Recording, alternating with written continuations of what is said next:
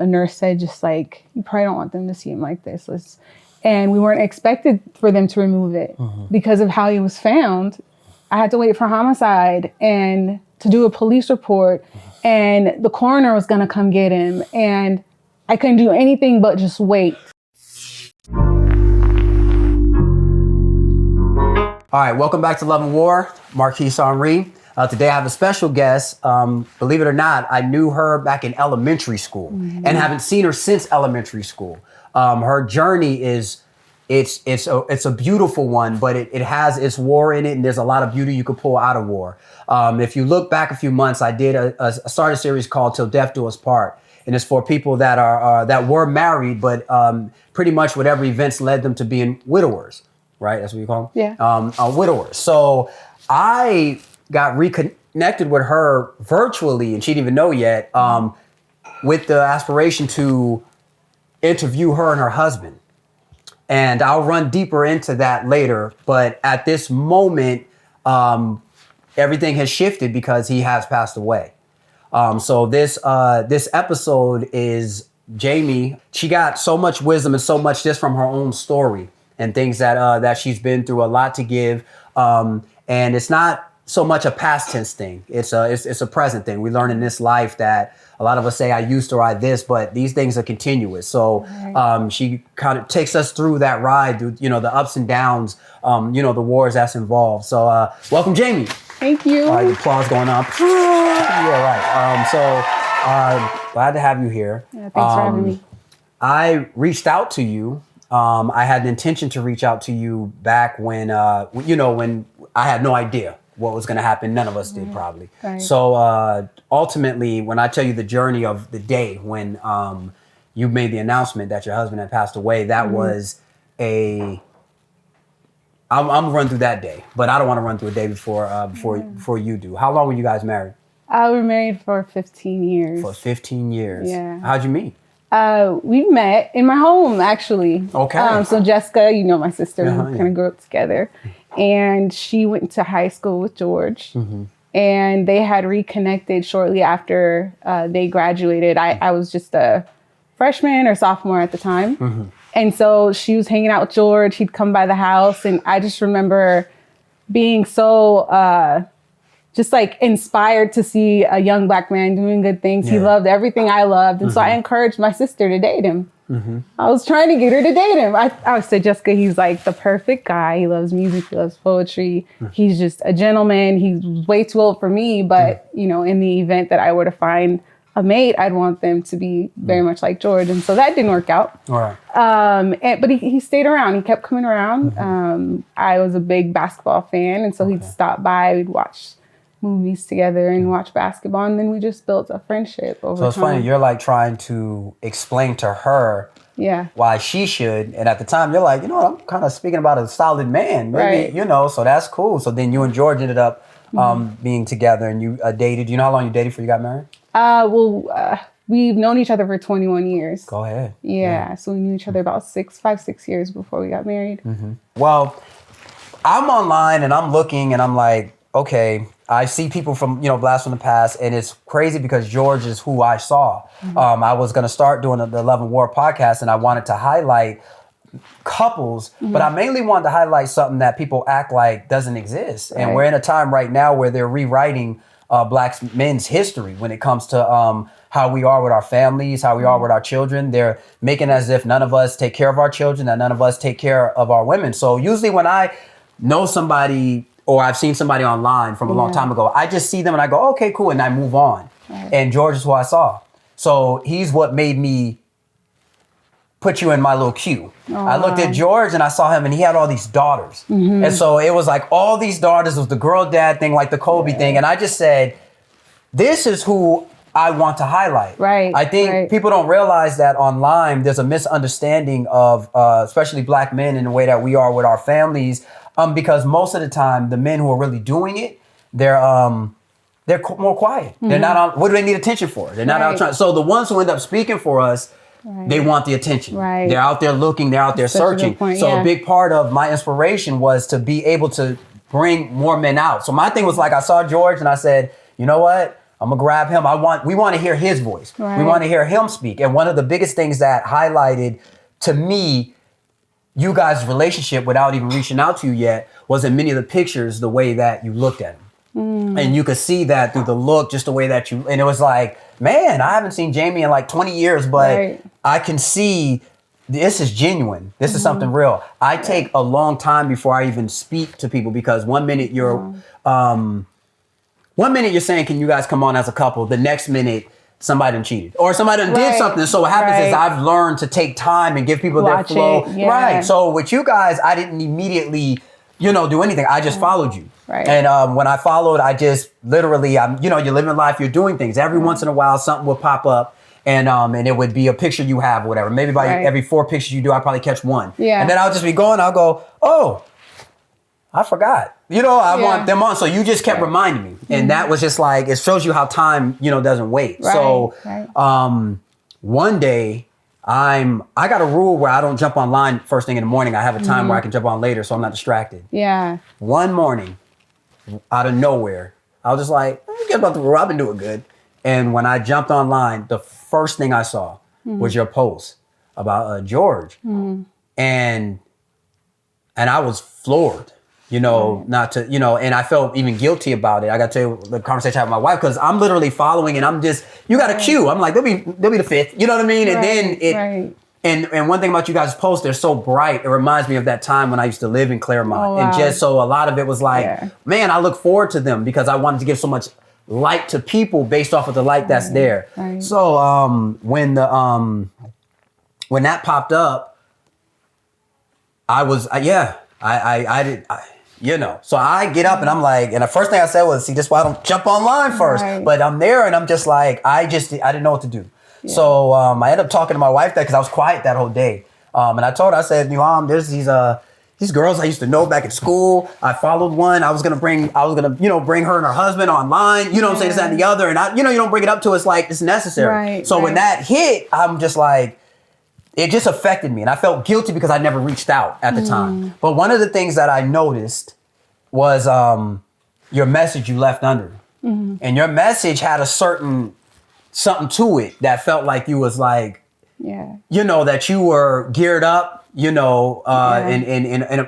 something had prepared you, for the mindset that you were going to have to go through this, which, we're going to talk about later because I have a text between you and George when there's a low point for you. Yeah. And if you hear the way this brother is guiding his family, when it's his, when he's reaching that gate for himself and the way that he's moving his belief in God, there's a lot of things in this that redirected me because I'm like, okay, I was attracted to this and then something different happens. Right. And now I'm like, okay, what am I supposed to do with this? And the more I've dug into George, the more I've been like, okay, let's get it. Like, this is the way that we go, know? So can you talk about the day that he did pass away? Sure. So it was December 8th, 2023. It was a Friday. So I work a lot. I'm an entrepreneur. Literally like sun up to sundown I work. And George convinced me to take every Friday off. And so that was our day to just go on a walk. We would go to Victoria Gardens and just do laps in the morning with all the other old people, just getting their steps in. So that was our time. And so we had a beautiful day. It was perfect. We did our walk. We had breakfast. And just throughout the day, he kept saying things that were just extremely sentimental. It wasn't odd because that year it was like we fell in love in a whole different type of way. It was a different energy. It was a different compassion based love. And so when he was saying all these things like, oh, I love you. You're my soulmate, like little things, I'm like, okay, George, I get it, just brushing it off. But as we came home, he said, what would you do if I passed away? What would you date somebody? He had all these rhetorical questions that sometimes were hilarious and very uncomfortable. Right. And so it wasn't unusual. And I was like, can we please stop talking about that? I said, I'll become the crazy cat lady. And I said, well, what would you do? And he says, it'd take me a while, but I don't think I'd ever date anybody. I'd never find somebody like you. And so it'd be hard for people to measure. And we continued to talk. And I just said, okay, it's really uncomfortable. Let's stop the conversation. It was getting too deep. And so we went home. We both had some work to do. He was a graphic designer.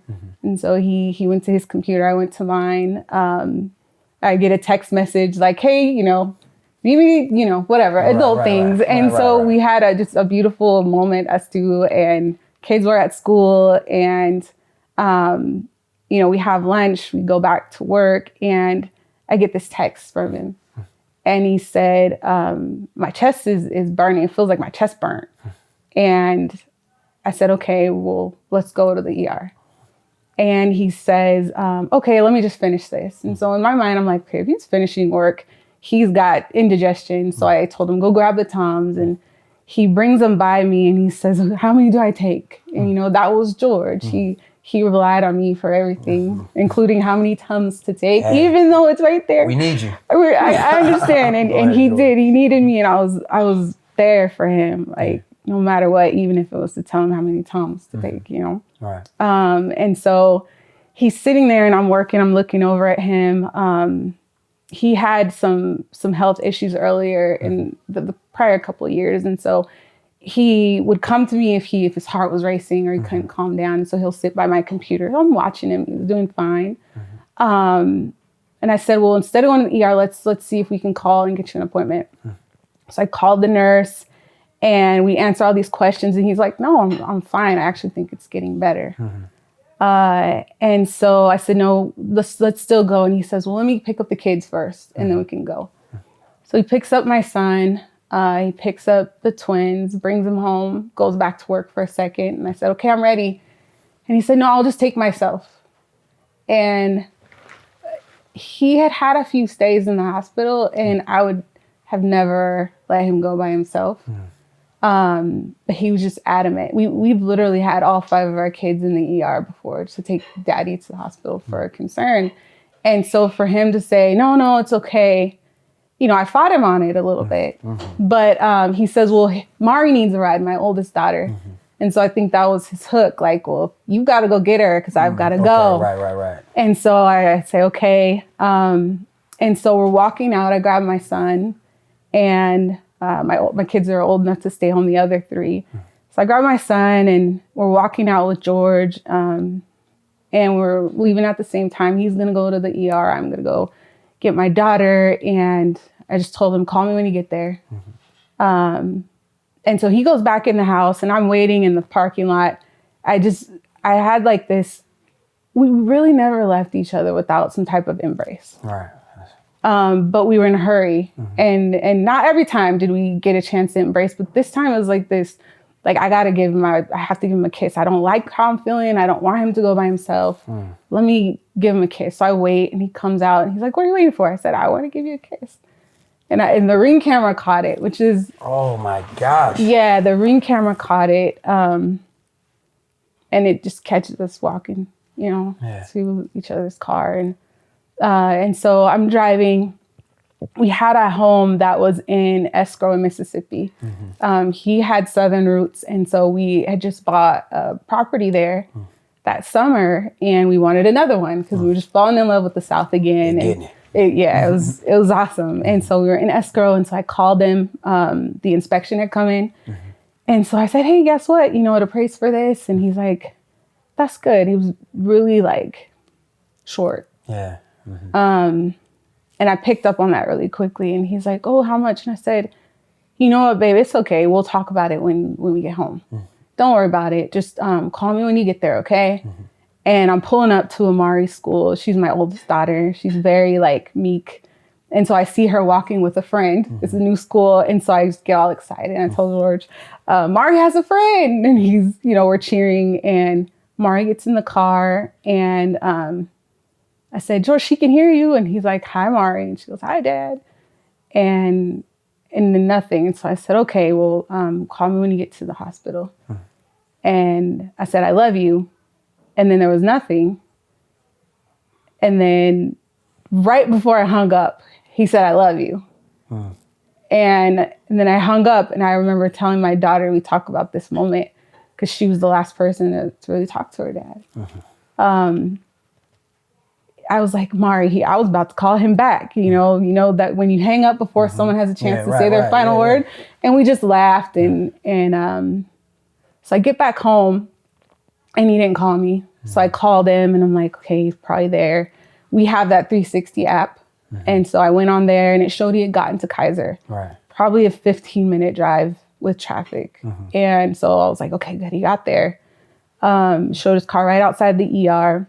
And so I was like, let me give him time. I don't want to stress him out. Let me give him time to check in. Another 15 minutes go by. He doesn't call me back. So I called him 8 times. And I just, like, that second time I called him, I just felt like he was gone. It was like he's not going to pick up. And so I started like shaking a little bit because I'm like, okay, I got to go save him. I got to go get him. I got to go whatever I got to go do. Like now it was like a war feeling. And so I told my son, I said, go get your stuff. We're going to go check on daddy. And I remember walking out, I grabbed my purse, grabbed my keys, and I see my water, them Stanley cups that everyone has. He bought me that day. It was a black one, and he picked it out, and we stood in the color line for minutes. And I'm like, what color? And he's like, it doesn't matter. Get black. I said, perfect. So I got my black Stanley cup. I just remember walking past it, seeing it, and saying, like, drink the water. Because you don't know when you're going to be able to drink water again. Never thought anything like that. So I take the biggest sip, hop in the car, and I'm just calling him. And my son's, talking, and I just can't even focus. All I can think about is like getting to the hospital and going through my mind all the things that could have gone wrong for him not to call me, because he would never not call me.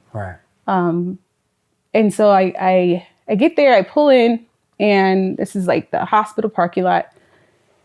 And I pull in, and I see his truck. He had a big black Escalade. He just got it in August. He'd wanted it since I've known him. And this year I was just like, get whatever you want. Like we work so hard, get the car you want. And so I see his big car, and I'm like, oh, he's okay. It's backed in. So I'm like, okay, he whatever happened to him or wherever he is, like he parked, he's okay. That's not a rushed job. That's if you're gonna back in, and he couldn't park. He was horrible at parking his truck. So it's like he took his time, right? Yes, he took his time, and he was up close, snug, So I that was like a little moment of, okay, I breathe. I remember breathing. And so maybe 3 cars down, I park my car, and I get my son out of the car, and I peek over. I didn't see him in the front seat, so I'm like, perfect. And I call him again, and so I'm like, well, maybe he left his phone in the car. That has to be it. Let me go get it. I'm gonna take it to him. Everything's gonna be fine. So I go to the car. I didn't have my key, my spare key, but it has an app. Thank goodness. So I go on there and unlock it, and I go in the front, call it, and I don't see it, but I like hear something really faint. So I call it again, and then finally I hear it in the back. And so I'm like, okay, perfect. Well, let me close it, open the back door, and I see him there in the back seat. He was sitting there in the back seat. He just like nothing. He just like you would sit. Yeah, and you had I had August. Your child's with you, right? And that's I had August. That's you got 5. So it's 4 girls, 1 boy. 1 boy. So and the boy's the youngest? Yeah. Right. He had just turned 5. Right.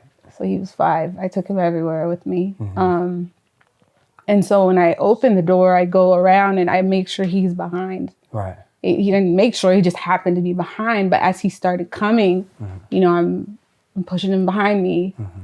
So naturally, I think he knew something, and his daddy's his hero. Right. And even when George was sick, I didn't want them to know that. Right. So I'd come home from the hospital like, Dad's doing great. I'd make sure I took a good picture of us together so they see him. Like, I wanted them to remember their father or only see him as Superman. Right.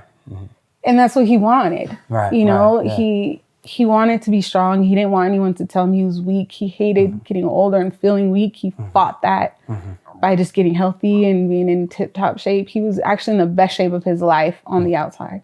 What did he pass away from? Yeah. He, so about 2 years prior to 2021,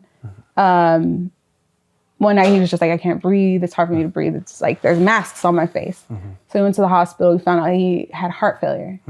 And so they did some tests, angiogram and all of that, and an echo and a CT. And they found out that he had, his heart was operating at 30%. And he was 41 at the time. Operating at 30%. 30%. And so when your heart isn't pumping, your lungs suffer, your kidney suffers. Yeah. So he couldn't breathe. And it's crazy because like a few weeks prior to that, he had started like running. Right. And I'm not a runner, but I could outrun him. Right, to keep him up with it, right. Yeah, and so I'd ask him like, are you okay? And so I noticed there were a few things with his breathing, but heart failure, you know, it was COVID season. We're thinking maybe he's sick. And so he had that. And at that same appointment, he found out that from blood pressure, he had an enlarged heart that he never knew about. His aortic valve was overextended. It was an aneurysm. And so his was about a 4.4. Once it gets to 0.55 for men, they'll operate and you get a new valve. Right. And so we kind of began that journey of how do we keep this thing from growing? And it was manage your blood pressure. So immediately we become cardiologists. I bought every book. I got the cardiology diet. Like he changed everything. And it wasn't that he had a high sodium diet before or anything. It's just hereditary, you know, it's our environment. Right. We found out just having dirty vents can raise your blood pressure. And so we just began this journey of managing blood pressure and he successfully did for 2 years. Right.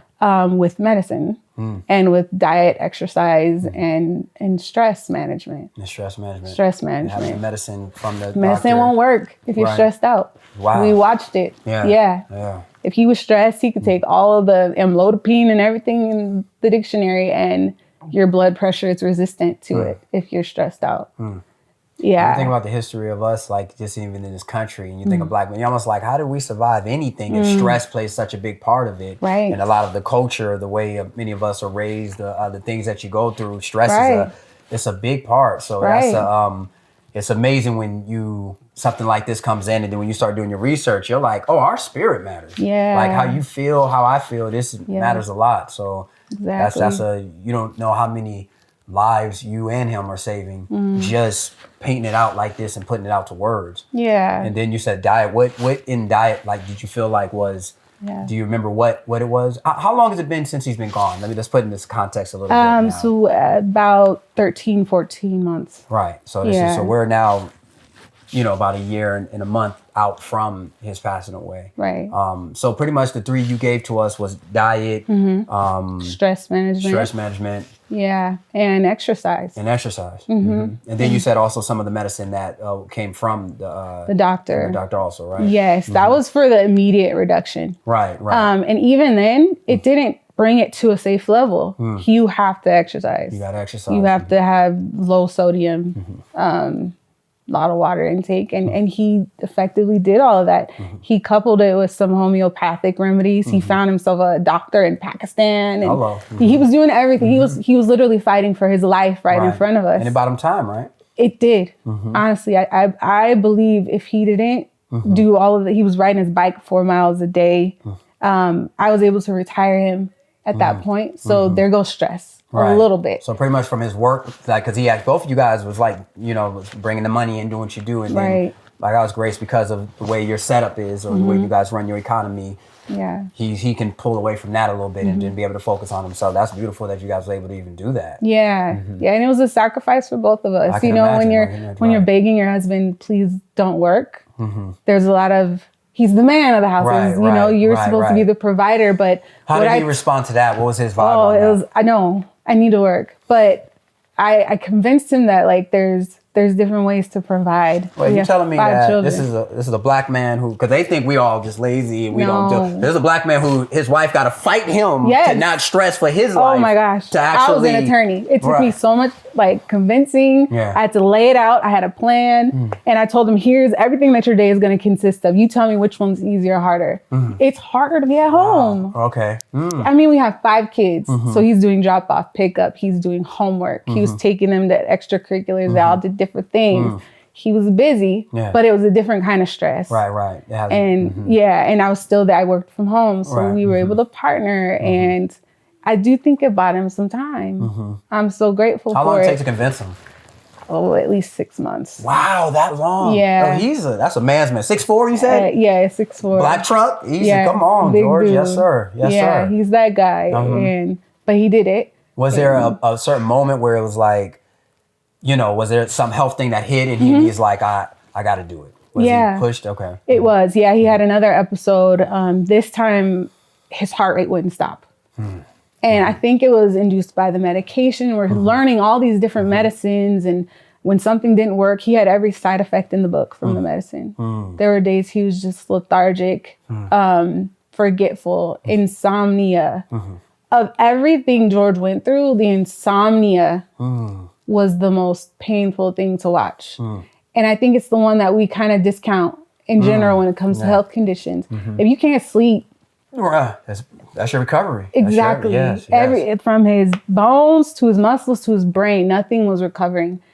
And so he suffered from the medicine, Now you're the mother, you're here, you got a man who wants to be the man, who is the man. But at the same token, you have what you're working with. You don't even want your children to even know he's sick for the most part. So in this time, how do you manage that when because now you got on you, I'm gonna have to pick up on work. I also got to pick up on taking care of him. Like there's so many jobs you can associate with your job with him alone. Yeah. And then you got the children. How does that manage? No, it was, so the benefit to that transition for the kids is I already worked from home. Okay. And so they were used to me being home all day. It was just now dad's not in front of a computer all the time. He's picking us up. Mom is at home. I prepared 3 meals a day for him. We didn't eat out at all. Even Olive Garden or like things that you think are healthy, go on and go down to that sodium. You find out, sodium's a big one. It's terrible. And that's what's killing us. And so we just completely switched. My sister's a dietitian. She had numerous... Shout out to Jessica. That's also the homie from back in the days. It was 2 of them. It was always Jessica and Jaimie. So we're actually at Jessica's... farm. Her farm, So we're literally doing this from there. So you got a team. You in there with it, right? Yeah. So we had everything. God blessed us with so many just resources. And so he switched his diet and it really helped. And it did help. And you could feel that it was like immediate how it felt, or was it? It did. It helped his energy. How this one was he? Was he like, man, I really do want this donut? No, he wasn't. He was like in it. He was in it. He actually there were things that I would give him. He's like, oh no, this is not, Chipotle. No, it's too salty, or just different granolas that had too much sugar in it. He was extremely disciplined, and I had never seen him like that. Like he was disciplined with his faith since I've known him. His faith. Disciplined with ethics and how he treated women and his mother. But disciplined in eating and working out and literally just trying to preserve. I saw a whole different shift. He was trying to be here. He finally got his son. Right? Hello. Good job, Jaimie. You did it. You made it happen. Come on now. That's the Kobe. Go ahead. Yeah. Yeah. He finally got his son and he wanted to enjoy him. And I think that it was hitting him that he wasn't going to get the time. Right. I think he felt it. I think he knew. And it's hard because you're a good person. So a good person feels that for his son. But then my health depends on me not really feeling that. Right. Because I can't be stressed out about it because everything is looping. So it's just a war that you're in. It's unfair. And I remember first reaching out to you and just the conversation we had and just the level of just everything that was being given. It started to answer questions for me immediately from the day that I first saw. Because you got to think, this podcast, we're on some we need guys like George. That's who you need to hear. So when the announcement comes out, we all have our weak moment. I'm really good at, I train and mentor people. I live this life out here, but we're all human. So immediately I just said, so nothing good lasts? And then I'm looking and I'm like, and I'm like, okay, God, I know I'm gonna, but what do you want me to do if these are the guys no one knows about and he died? Like, what is this? You know what I mean? So I'm in this search for, do I even approach this? How do I even answer this? Like, what, but then it's just, it felt, look, I can name to you about 20 guys we can get rid of today. You get what I'm saying? But there's a lot of stuff out here. So when you're seeing, when you're working in the community and there's a lot of stuff, I can name. People don't want to be here. What? It's like when Michael Jackson went. I'm like, God, y'all could took OJ earlier, or something, but I don't mean to say that. But it's got to be Michael before it's Tito and I love all them. Right. But it's something about it. It's weird because I feel you. That was one of my first. Why him? There's so many people who don't want to be here. There's so many people who aren't trying to be there for the kids, who aren't leading their families, and why? And then at some point, and I think I'm still in that point, it's shifting to why not? Whoa. And that's my husband I'm talking about. Whoa. But why not? No one's exempt. And I don't consider us an example, but if people can take anything away from his passing that would benefit them and their lineage, I think George would volunteer to go. He was all about impact. Yeah. And he always reminded us, this is not, we're only here for a matter of time. Everybody's got an appointment. And so let's just focus on impact. Right. And so that's why he prayed with his kids. That's why he encouraged me and told me I was stronger than I ever knew I was. That's why he did what he did in his life. And it's impact. This part right here, I call it, for the Love and War podcast, I call it Till Death Do Us Part. And a big part of why is because there is a success story behind this. In the sense of when we take our vows, it is till death. We have a job and we never think about the reality that a real successful relationship meets that. That if I really was right by you and you was right by me, then one of us got to see each other go. Right. Or unless there's one of those tragic kind of stories. So we're here searching for purpose in life, and we don't realize life is a series of purposes, you know, and you fulfilled a real one by you made a vow and you took a human being who you loved. When the day he's checking out, he left knowing she's fulfilled. She did this for me. And not just that, it's not even till death do us part. We learn because look how you're honoring him past it. And I've been keeping up somewhat with, your schedule, you know what I mean? So as you're moving or whatever, and, and it's just a constant, we're at this game, you're at this kind of situation, you're taking them to that. So this is beach day for that. Yeah. We ended up not even getting a lot that we can get done because we kept working around the way you kept things busy, which I want to, dig into that because you've been fighting the fight. And I know it's a fight. I know that, there's a war to it, but I got to say, I give a shout out because this is my second Till Death Do Us Part one. Right. I was editing the first one the day he passed. And that was almost like God for me because shout outs to Brother Alfred. I knew him and his family, the brother who did the first Till Death Do Us Part with me. And I actually went to their home and saw his wife, they're there, and I'm at that, and I'm watching this man, on the reverse end of where you're at, having to navigate. And he's about 5 children. The reverse, he got, I believe he got about 4 boys, 1 girl. The girl's the oldest. Wow. And so I believe their marriage was a 30-year marriage. I mean, the most beautiful family, talented musicians. You go on go a little farther down, you find Till Death Do Us Part. This is part 2. That his was part 1. So how much editing his? Yeah. There were so many things that was answering me when it came to one. I felt like with George's just vibe, it was almost like, okay, George, I get what this is. I want to talk to you, but what you are and who you are is stronger when you have somebody bear witness. And when you look at the Bible, there's no book of Jesus. These are bear witnessers. These are people, Mark, Luke, all these other people who are bear witnessing. And it's always stronger when it's based off of the impact. So immediately based off of what happened with Brother Alfred, I knew like, okay, I got to reach out because I can tell by the way you had worded it, the way you had said what you said. It was almost like you came out with this thing like, okay, I'm in my war, so I'm crying as I'm saying it. I'm probably done, picking myself up and whatever's going, but it's in me to still give, to still figure something out and learn the message. And come to find out, it's a lot of what you're doing and how you've been moving. I want to get to your podcast, Widow's Peak, which you've, what you brought out. When I get into that, a lot of it has a lot to do with George's leadership and the way that he moved. So it's like I said, we can have Christ and he's going to speak, but when the book has someone else coming in to bear witness, there's a lot more strength to it. And as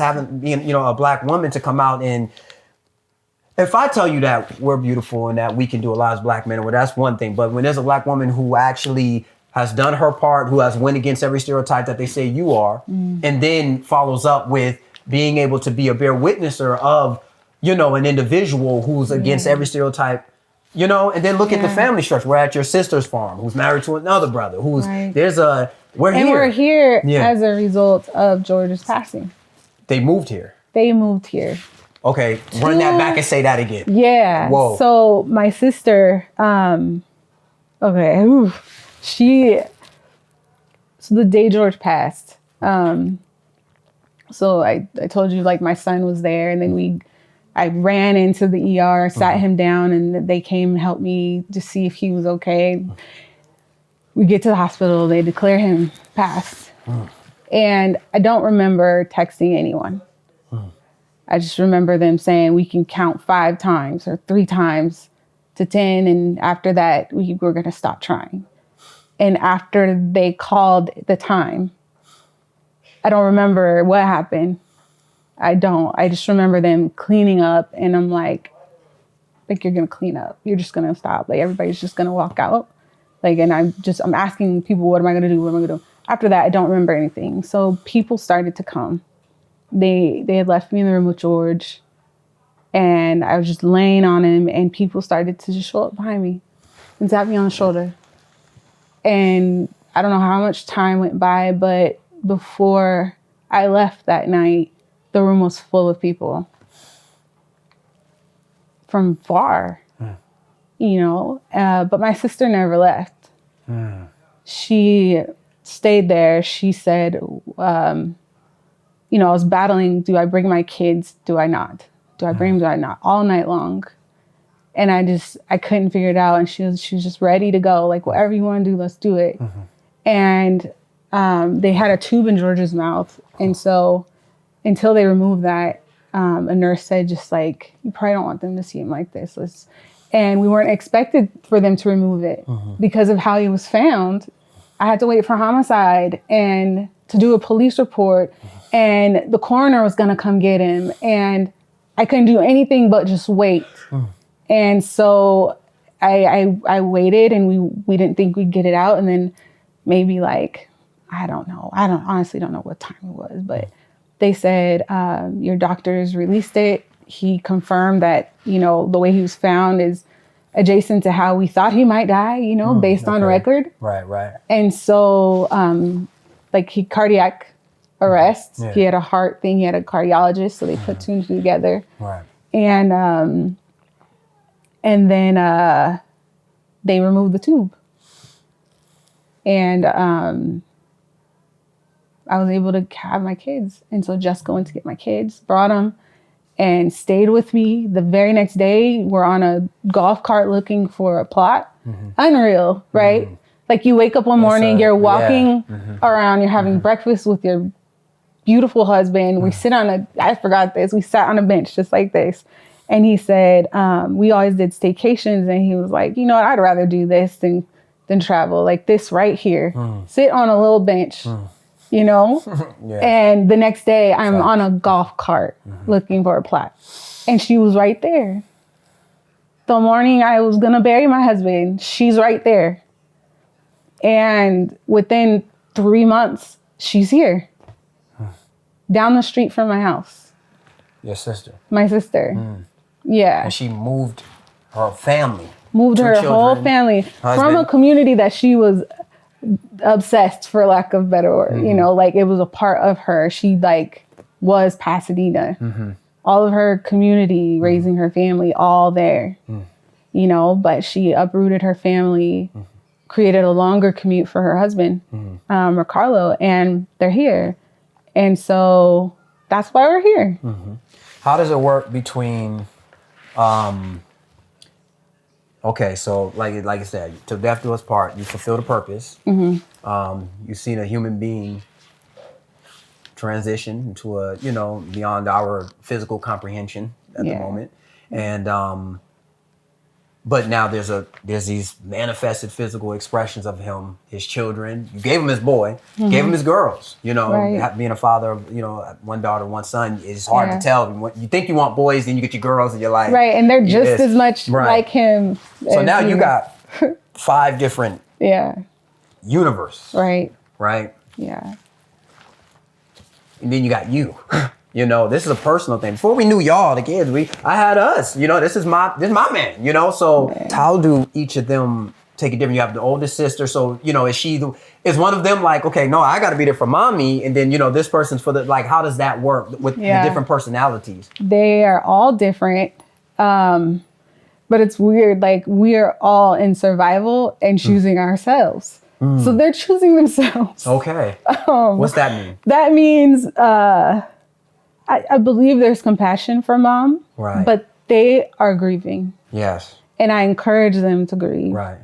And so you can't expect much from someone who's grieving just the same personally, you know, and we're all grieving differently. My oldest tends to just like jump into something funny, you know, to grieve. My second oldest has a little shrine in her room, you know, with her dad's picture and some things he gave her, and that's where she spends her time and with her pink Bible. And then my twins, one is super quiet, and then one is very outspoken and will tell me how she's grieving. And so just watching them do their thing, I can't expect them to really have much compassion or understanding for what I'm going through. I never lost my dad. They never lost their husband. And that's crazy about being a parent. Yeah. You go through their first, and sometimes their first is not even your first, and then your first, because you never lost a husband, is, you know, and we're expected as grown-ups to be able to, and it's like, this is a first for me, all of it. Right. That's you know, it's is there a part of it that having to be there for them, is there a part of it that made it, you know, like, because it's like, I'm not, you know, that is it kind of therapeutic in a way where I don't know if that's even the right word. Well, but you talk about purpose. Right. And so when I was in that hospital, I just remember thinking like, okay, we're going. Right. It's time. Right. You know, like we're going with each other. I told you don't leave me, you know, like, and we had those real conversations. You got to talk about it. And I begged him, I said, don't you leave me with these 5 kids. Right. And so I'm like, all right, we're leaving. And then when they said, we're going to take the tube out and you can bring your babies, a light bulb went off and I was like, oh yeah. Oh, yeah. Oh. So you checked out. I checked out. You checked out. Yeah. And then I was going to ask you, at what point did you check in? And was that? It was when my kids came around the corner. Yeah, it was when I saw their faces and I could tell that they knew. Even though they just knew. They're close to their father. They knew. And that's when I said, okay, I have to be here. Like, I got to finish this.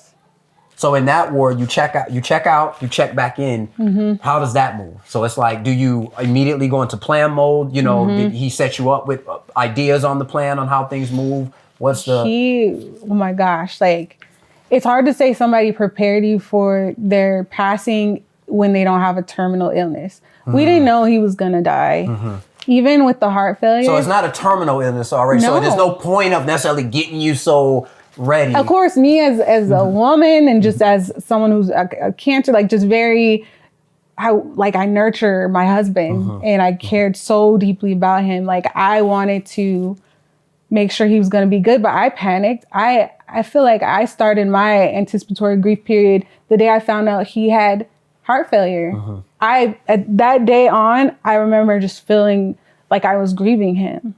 Can I read some text? Yeah. Yes. So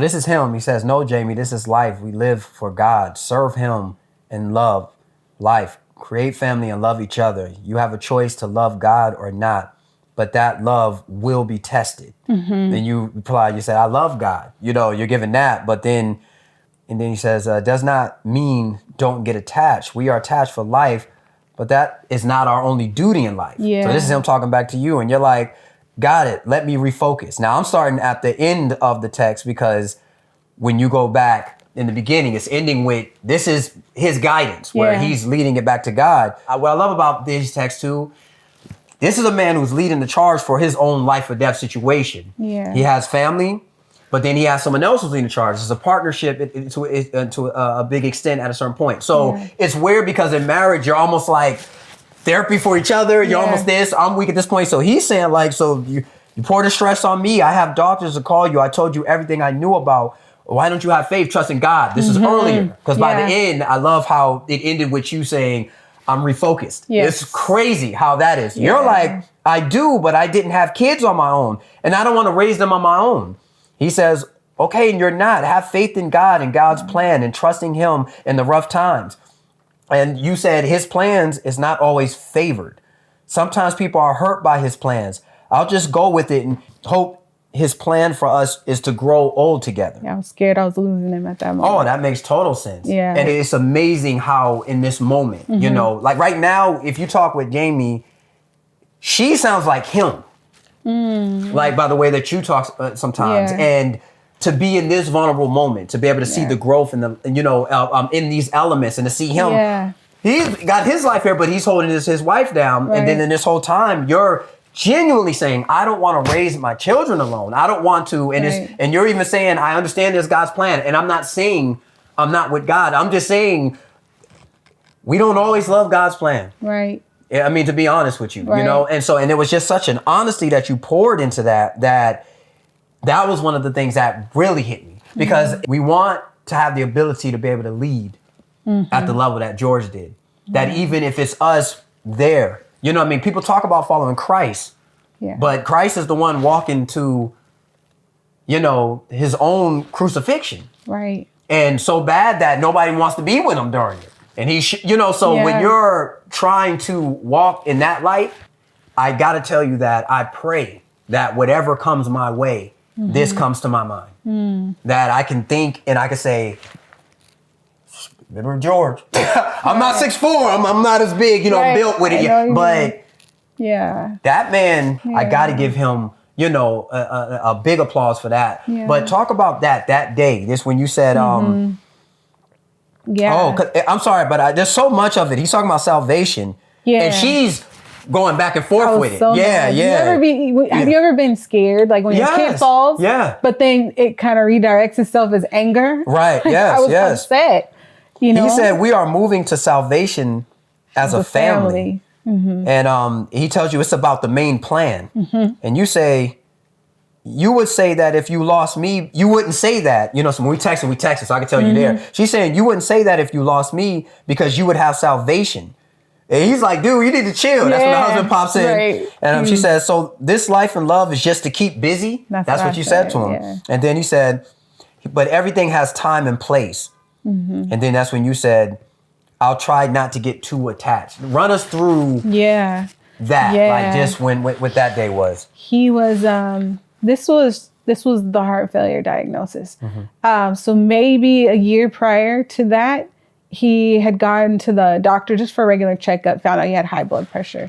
First time he'd ever been diagnosed with that. Big war on black men. Oh my gosh. It's a big one. Yes. And on a lot of people, the heart is the one for us right now. Right. I remember before even learning that he had that, thinking blood pressure was like not a joke, but like people don't take it seriously. We get the little thing. They're like, oh, you're gonna raise my blood pressure. Cool. Right. Yeah. Oh, right. You know, and you're like, okay. Right. You just think it means somebody's going crazy. But I didn't know about it, and he didn't take the medicine that they gave him. And so the year after, when he got the diagnosis, we were texting because there wasn't good reception, so we had to message each other on Facebook. So that's where all this is kind of documented. And I was just upset. I said, well, you didn't take the medicine? He said, I did sometimes. And so I was mad. I was scared. That makes sense, right. I was everything. And so that's where that little attitude is coming from. Oh, it's that like, makes sense, yeah. I said, he was so calm in everything he did. Even in a hospital bed with this new diagnosis, your heart is at 30%. Like, he's so calm, and I'm just upset. And so I said, just so irritated by his calmness. That makes sense. Like, have you ever imagined planning my funeral? And he said no. And I said, then you can't understand. You know? And I was so scared I was losing him. And that feeling never went away. And how did he receive that? How was the follow-up? He saw it my way. He did, you know, right. but we found a happy medium. When we would go to the cardiologist, it was like being at a negotiation table. You know, we're going through the side effects, and he's like, well, I don't want to take this one. And so I'm talking to his doctor, okay, well, what else can we take? You know, we're negotiating medicine because he wanted a more holistic approach to it. And so we found a happy medium. And was it that the side effects, I think you might have said it earlier, but it was pretty much that, how there were just so many. Yeah, right. The overworking heart, which would have had the same effect on his aorta. Right. And the insomnia, you name it. We walked around the block every day, and there were times where I had to come pick him up because it would drop his blood pressure so low. He couldn't keep walking. He had to sit on a curb. Imagine this huge 6'4", just tall, buff guy sitting on a curb. And his wife having to hurry up and running in a car to come get him. And right. It did a lot to his. And you're like, and that's the thing. And all you got is your, to hold on to your faith, you got to hold on to some part of your mental. Right. And then this is going, and it's just trying to take you apart. So it's a war. It's just that war. That makes a lot of sense. Yeah. Now we're at the place now where, because you're a year out, which you can technically say you're in the thick of it. In many ways. Yeah, that's interesting you say that, because I think so many people think after the year, it's like, okay, you know what to expect. Right. You've done the firsts, and it's like, there's firsts every day. Yeah. Now this is our second birthday. Right. Or, different schools. And this is the thick of it. Yeah. This is the year you wake up and you're like, oh, crap. It's for real. Yes. You know, there was shock before. I was survival. Now I'm trying to maintain this life. And it's like, it's so gray. It's like, oh, another school year. Okay, I'm doing this alone again. Or we're going to do a birthday again. And it's just, it's the thick. And then in the thick, I would imagine that so you got all this faith you're holding on to, all this belief, then there's a point where now the time starts to try to beat up everything you knew. It tries to beat up the text that you had. It tries to go like, almost try to convince you that you're not strong. Yeah. And then, so how do you manage that part? Because I want to run through a good day, which I don't even know what that means in words anymore. And then I want to run through a bad day. You know what I mean? Just in the best way that you could. But what's that look like? What, like a day where you're like, you know what? This was how does that look? It looks, so every day I take an hour bath.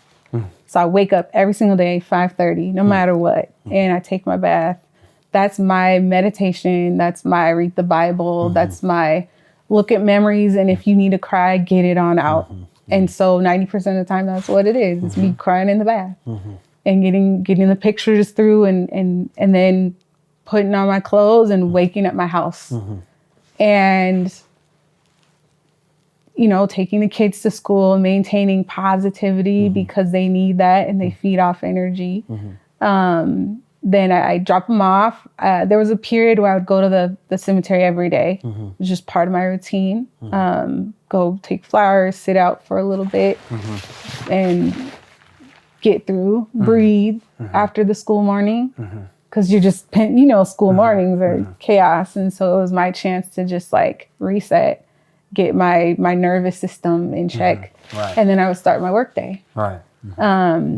Pick the kids up, have dinner. Speaking of work, she runs her own firm, right? I don't want to cut right into that, but it's like, this is her work day and she's... Work.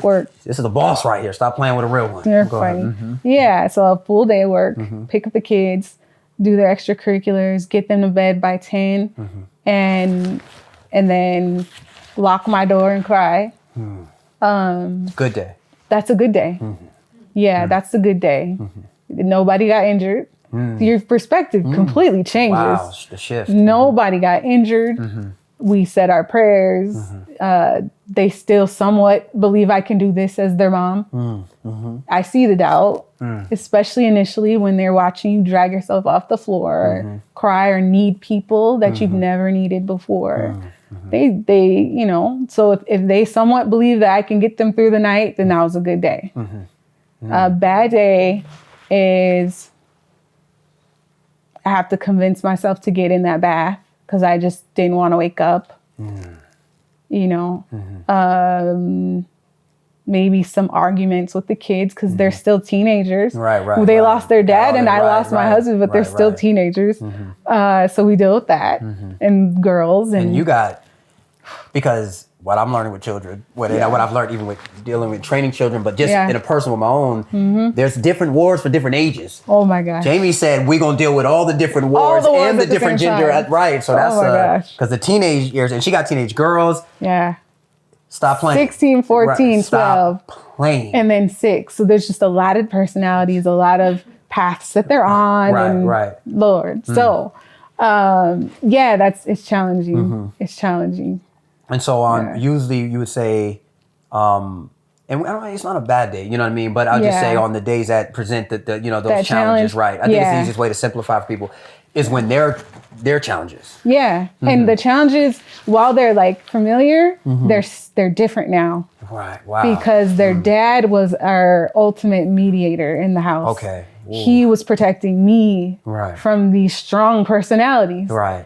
And so now that my barrier's gone, I'm like, whoa, wait, this is what your dad was going through, you know, to defuse, but he just had a way. He would talk to them about a quarter of the time I need to talk to them to get to, you know, an agreement. So yeah, it's dealing with that, getting them to school and not being able to do anything of any value because I'm trying to make sure I have the energy to pick them up.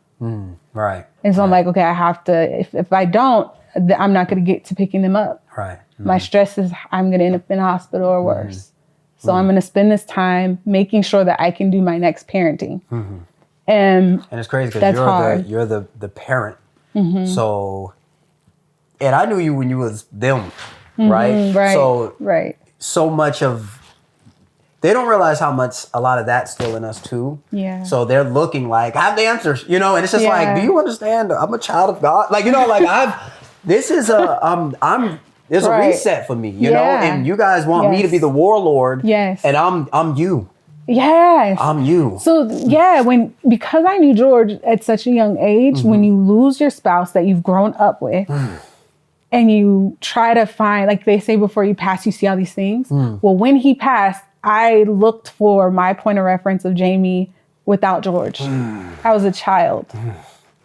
And so in a way, like, yes, I'm still very much an adult. Yes, I can take care of my children, but in many ways that mind gets set back. And so I'm grieving with them. I'm growing with them. I'm feeling like a child again with them. It's just so much of a reset. Right. What is some advice that you would give to other people when it comes to their children? Something, you know, whether it's even just grace for yourself, but what is something that you would say has, you know, do this war? It's been like, well, this little part right here has been a benefit, or this has helped somewhat. Yeah. I think honestly, just not hiding the process. Because one thing that I really took account of in this situation is one day they're going to be me, or they're going to know somebody who's me. And so, unfortunately, what we usually see is older widows, not someone who's in the thick of it, raising children in their prime. Business is great, almost going to retire. That's not when you imagine watching someone grieve. And so like if you can be real with the children and they don't have to see every snotty pillow, but because I cry in private, but I also cry in front of them. We go to the cemetery together, sometimes at their request, and I cry.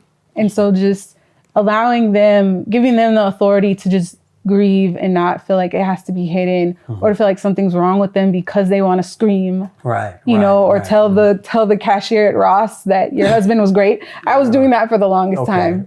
Telling random people just like how awesome he was. And they're like, that's great. But I don't know you. Yeah. So I think, don't know you. That's crazy. Just be real in front of the kids. Yeah. That makes sense. That makes sense.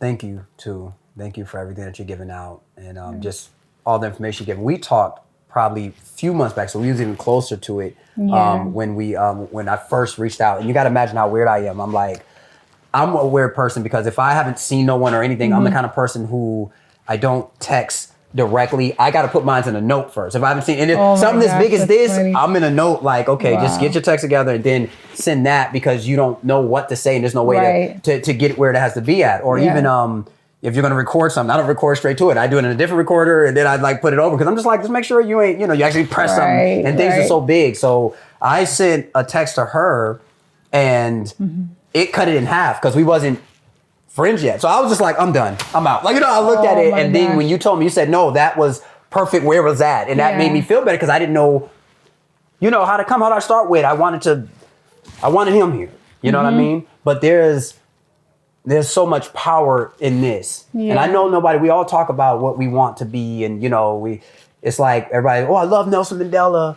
I love Malcolm X. Right. I wish I could be like you. And then Malcolm X goes, okay, you want to go to jail for as long as I did? Nelson Mandela, you want to go to jail as long as I did? You want to see what I've seen with you? And one thing about me personally, just in community, the activism, the level of pain. Yeah.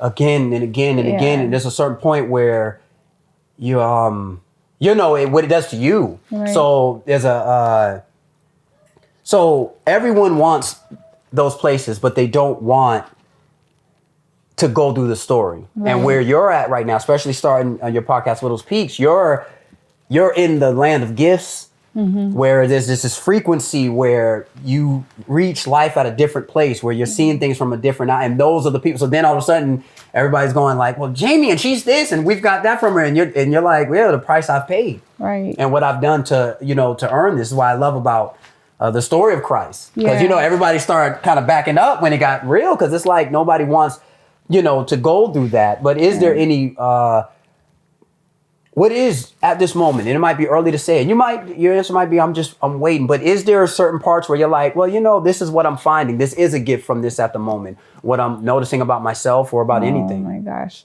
Yeah. And I think anyone who's ever lost someone will understand this.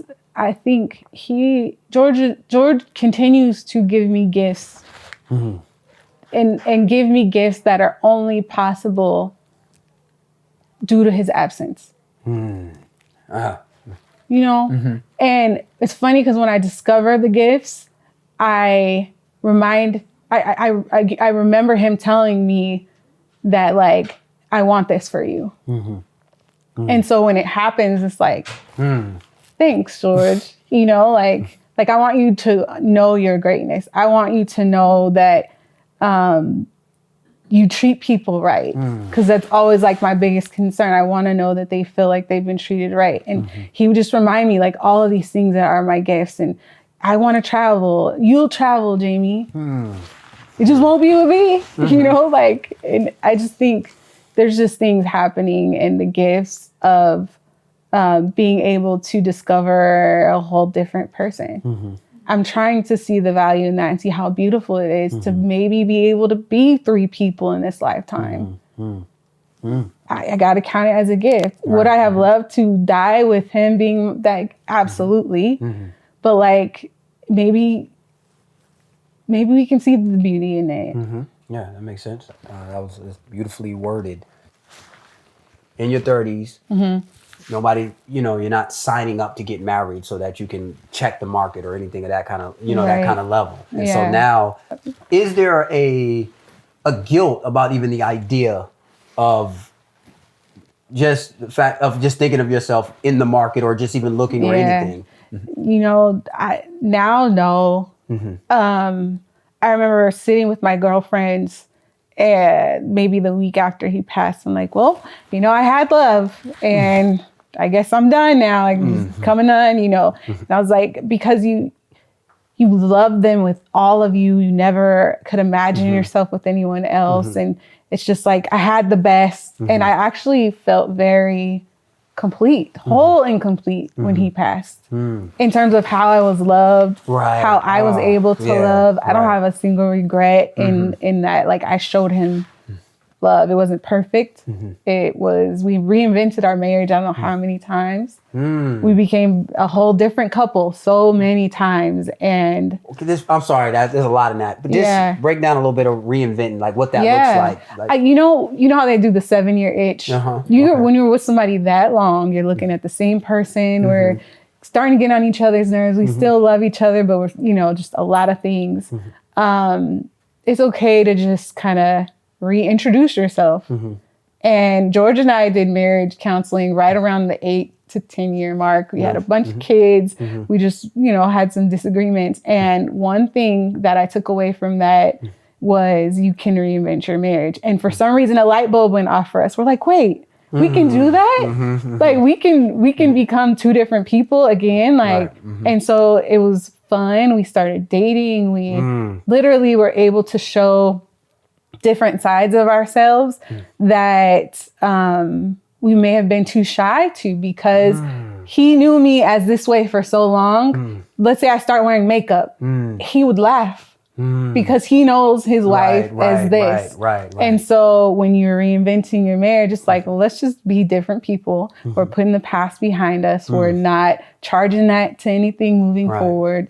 And it was really fun. And so we had gotten to the point where we really didn't argue about anything, but if we had a small disagreement, we would laugh and say like, okay, we need to reinvent ourselves. You know? Right. It kind of came like an inside. Yeah. Like, and we actually would just for fun. Just like, okay, this is getting a little soggy. Like, I'm bored. You're boring me. Let's reinvent ourselves. Yes, love that. And so we started playing softball as a result of us wanting to reinvent our marriage again. Love that. He started saying yes to things that he would normally not, you know, like museum or musical instrument museum. Right. Yeah, he would they do say it. Like in marriages, in the beginning, it's new.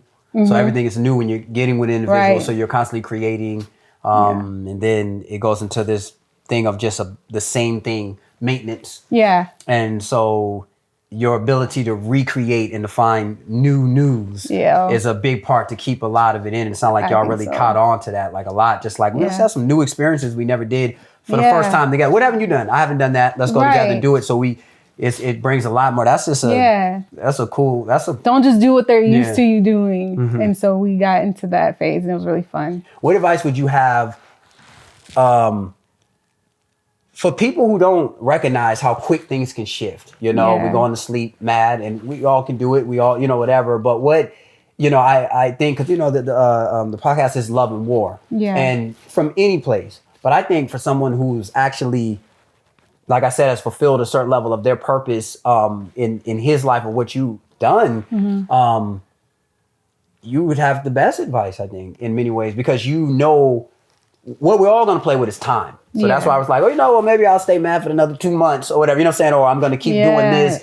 So how does, what do you say about that with people who are? It's when they're gone, they're gone. Right.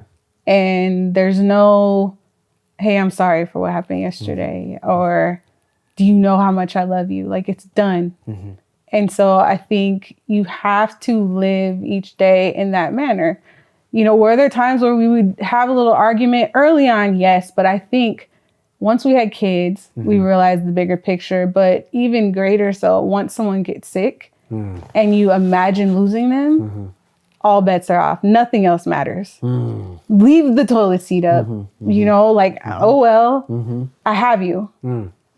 And so I think it sucks because not everyone gets that. Oh, well, I have you. That's another one. Lost the house. Brand that, put that on the shirt. Is that, oh, well, I have you. Yeah. That's big. And that's how we lived. It was like, there wasn't anything significant enough to do anything to like how we wanted to care for each other.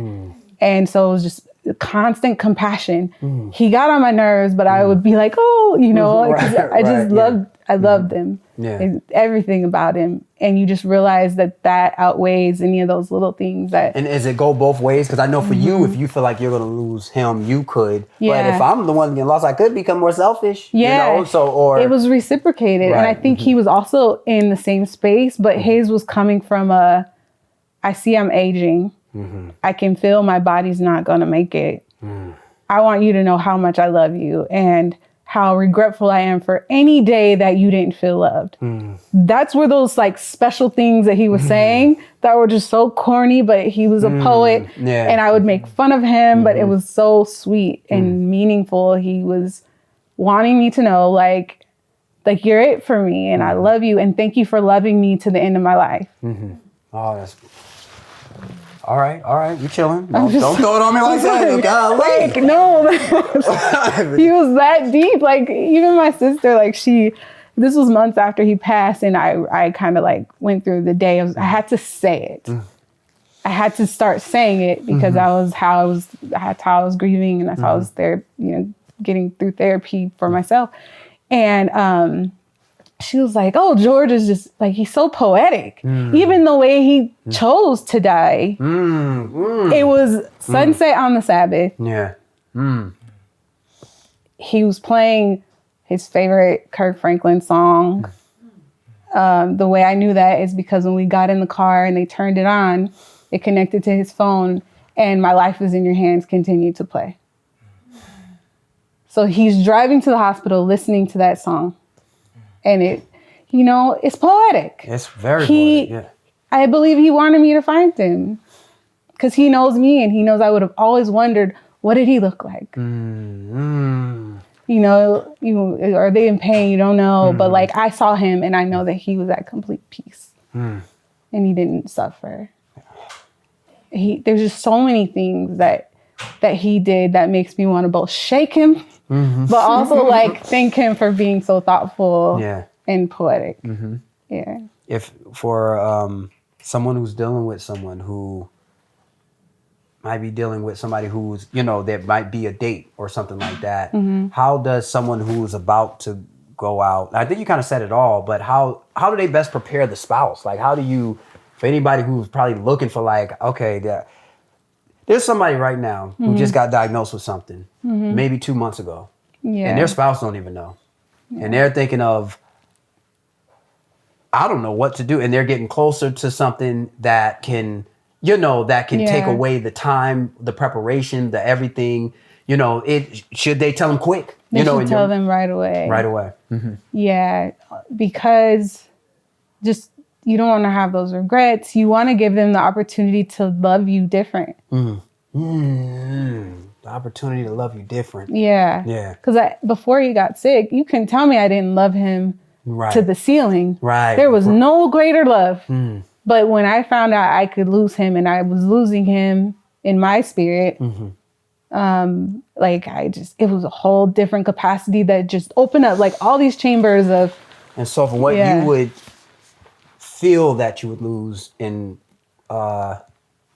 time, you would really get in quality.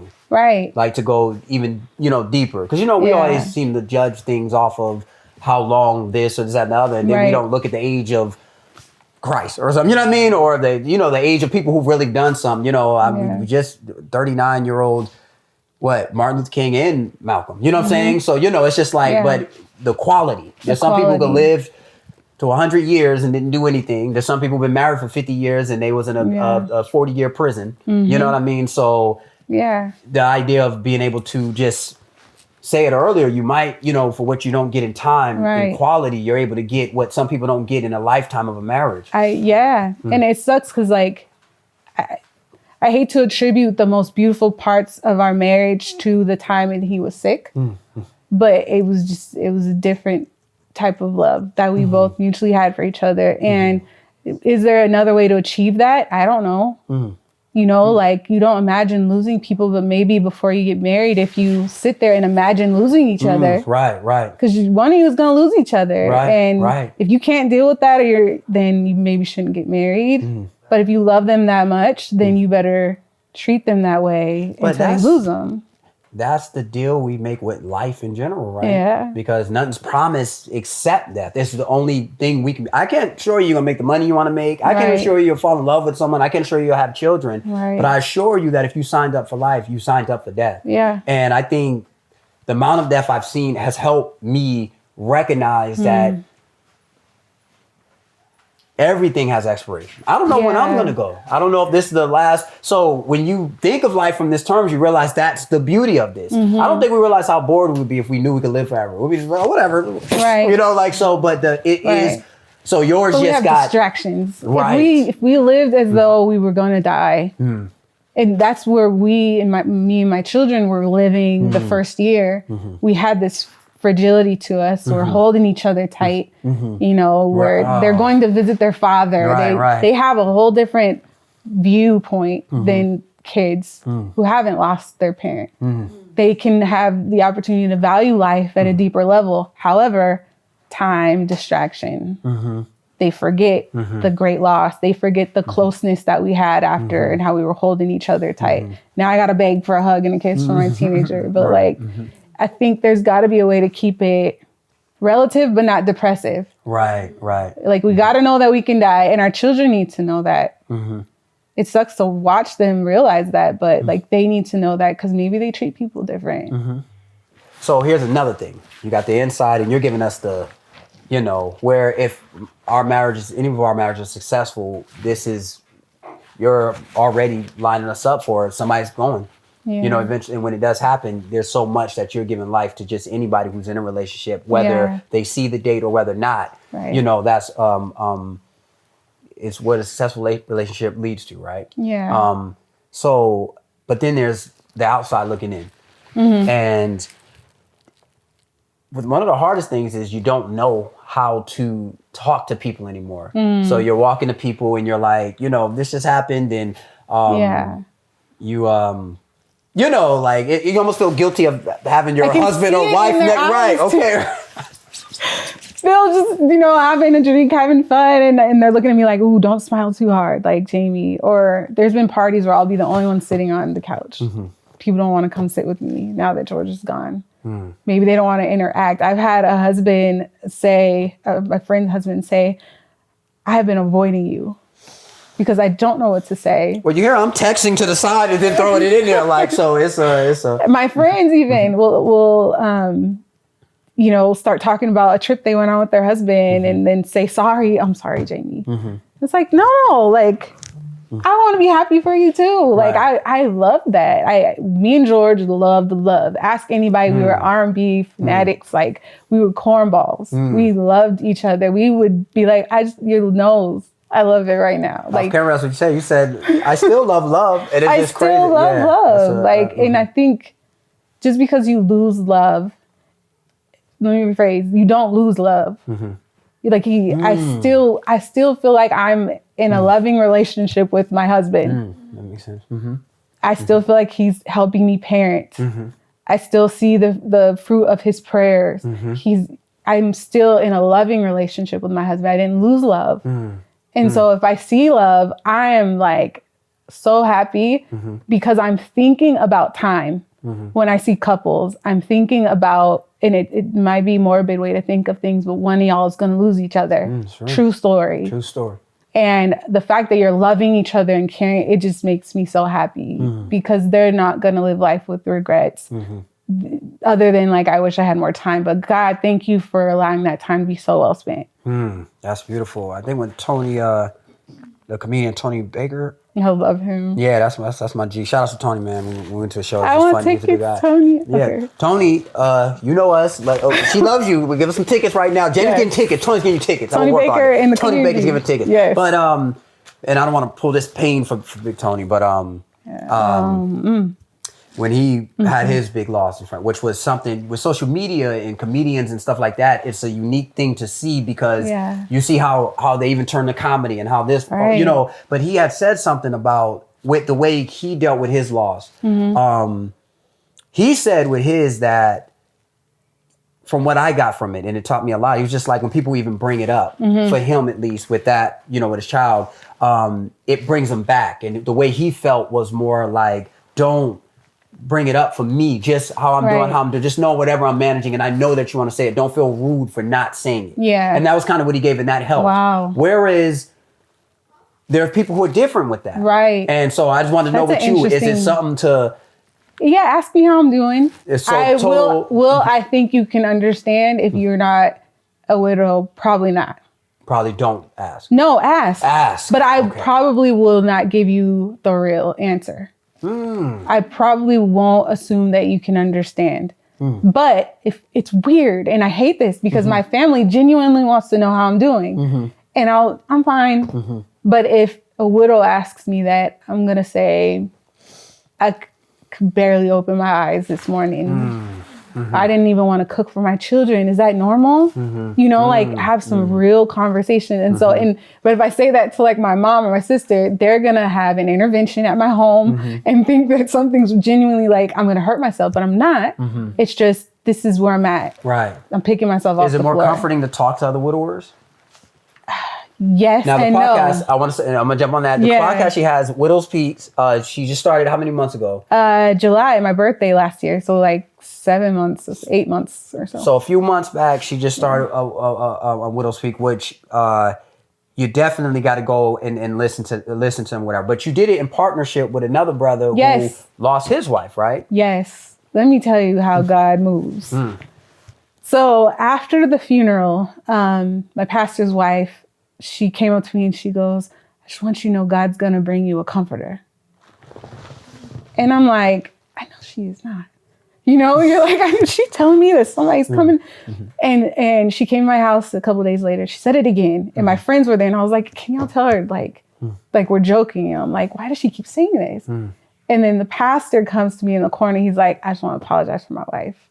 But I also want you to understand what she means. And then he goes through, you know, Jesus promising to send the Holy Spirit and a comforter and, you know, and so like it made sense at that point. He was like, he wasn't talking romantically, just relax. Like she was saying it in a way that just to hold on, because this promise that we have is that comfort will be there. Just hold on. And so I said that to myself several times a day for 2 months. Comfort's coming. Hold on. Get up. Take your kids to school. Get up. Comfort's coming. Comfort's coming. Comfort's coming. And so it's like you're waiting for a pizza or something, you know, like I'm starving, but I know it's coming so I can sustain. And so I'm in this Facebook group. I joined every single widow group out there. You're just like pulling. You're like, man, I need something. I need to know that people can get through this. And so I joined every group. And there was one group where I posted an introduction of me and George. And I scroll down and I see another young gentleman posting about him and his wife. They died within a month of the same exact thing. And so you keep scrolling, you're reading the story, just sobbing. But past his story, we're all 60, 70, 80-year-olds. That's what I meant by that age where people are like, man, we don't have a voice for us, those who are at this age and this happened. So you immediately saw like the demographic. Yeah. Okay. Yeah. He was Black. It was just like, I was like, okay, this is as close as it's going to match. Right. Yeah. I need to talk to this person. Before I could even reach out, he messaged me. Wow. And he said, I am so sorry you're in this club too. And he said, my wife, Tamika, died very similarly to George. And how are you doing? And so we messaged back and forth and he said, can I please call you? We haven't stopped talking since. We talk every single day. We uplift our spouse every single day. We talk about real things like how do you move forward in life, in child rearing, in breathing, in your job, and just how do you do this? And so that was my comfort. That was my comfort. And so we had so many real conversations those first few months. And we were just like, we got to record this. Like, we're like, you're my therapist right now. We both stopped therapy and just were talking to each other. And it was just, you know, he made sure I ate. Simple stuff. Did you eat today? No. 2 hours later, a smoothie shows up at my front door. Wow. Like, we're caring for each other because we know exactly what one another is going through. But what was more interesting to me was watching him was like watching what George would have gone through. And it made me so thankful that I was left here.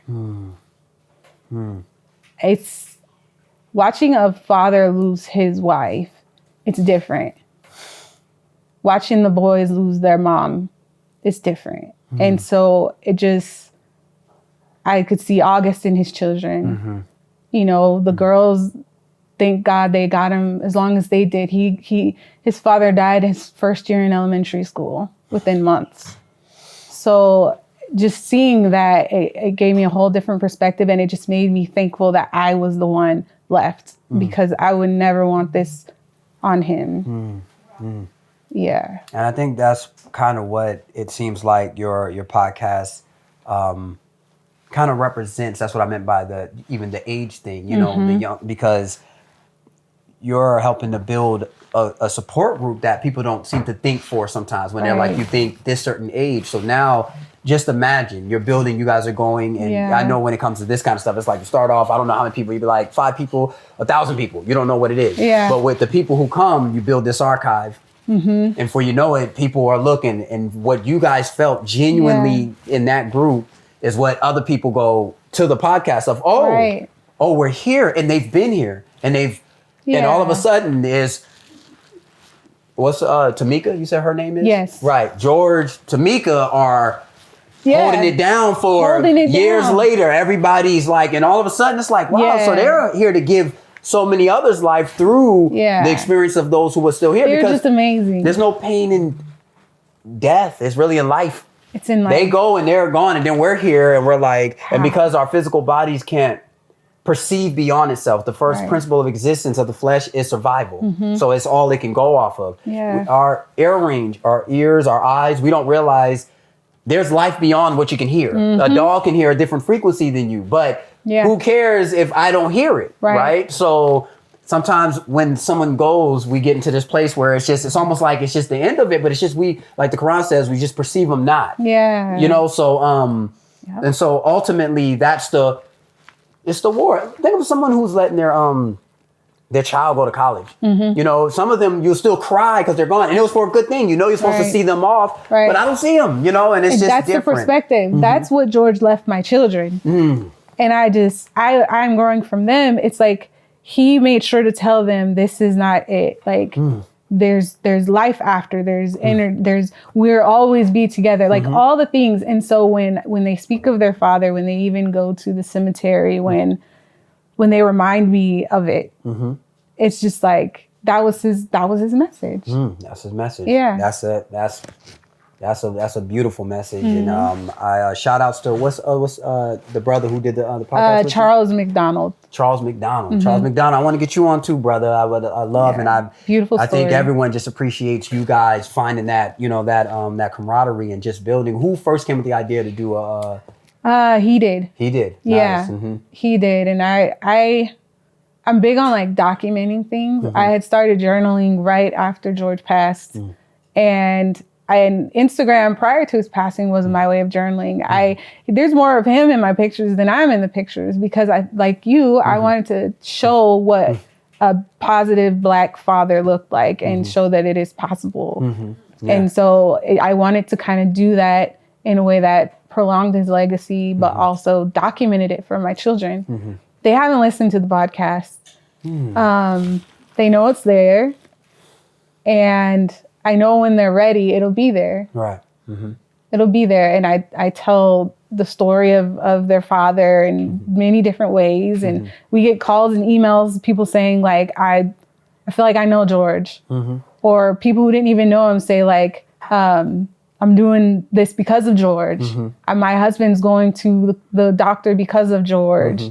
I'm loving my wife now. George is a powerful one. I'm telling you, from the outside, I'm like, you know, I could have breezed past the pictures of just seeing you guys online again. You know, my little sister, shout out to Aisha, she's so good at just finding people for no reason. So when I had got school book pictures from the school, you guys was in it. She was like, I find him. I'm like, find him, find this, find that. So when she found you, but that's what I was saying with the podcast, it was George, who you look at. There's something, he let out something. We're here right now. The boy was like, I'm here, you know, and it's something you feel, he sends you in thought. And ultimately, we're all like working for him right now. You know what I mean? And everybody's just in motion. There's soldiers in line. There's all these things that's happening. I felt obligated to even just paint a picture of him, just for it to be, because I got to see it at first. It's like almost like I saw him in his life force, you know? And you're like, okay, cool, we're here. And then when he pulls out, I'm like, there's got to be meaning to this, because I've seen stuff like this where it's just like, there's got to be more. There's got to be meaning to why out of all your girls, it's your son. Right. It's his son that shows it. There's no story of the greats that don't have this kind of the origin that hits in it. It's just, who wants to read the book of, oh, so I came from the clouds and then I went to, you know, it's beautiful. Right. But the reason why people love those like Malcolm and other people is because of that. So when I first saw that it was his son, I'm like, that's his only boy. Okay. You gifted him this. Yeah. This is a different kind of, because you gave him the right kind of mother. That's the first thing. So if you got that, that's it does a lot. Yeah. It does a lot, because it can go, it's left and right, but it's about that counterpart of who you got and who who you're with. And so once I talked to you and I said, okay, Jaimie's like this. And then it's like, okay, so August was, and he's the one. I said, it's one of them stories. That boy. That's one of them. Yeah. Completely saved me. He was, I can't even explain that year. Like, he was with me from the moment we lost George. He went to the security guard in the front because I didn't want to talk about what was going on in front of him. So even when I called 911, I spelled out DEAD. I just wanted to shield him from it. But he knew. He knew. I went to check on him and he said, "What's wrong with George?" He didn't call his dad George. So that's not regular. It ain't like, okay. He said, "What's wrong with George? He's just on his iPad sitting at the nurse station." And I said, "Oh, we're just checking on him." And he goes, "Daddy's okay?" And I was like, "I'll be back." But he's like staring at a screen. But what's wrong with George? And it's just like, from that day on, he took on a whole different personality and role in my life. He's 5. Yeah. The way that he held my cheeks. The way that he runs, even till now, if I'm in another room and I have a down moment, or if I'm crying especially, he somehow manages to get there. If I just finish crying, he'll come in and just like poke around and tell me, "Look at me," to see if I've been crying. Like, he's just, I needed him to get through. With George, in the closing parts of his, his physical manifestation of who he is. Yeah. Did y'all talk about anything like that? Like, about relationships or what life could be after for you?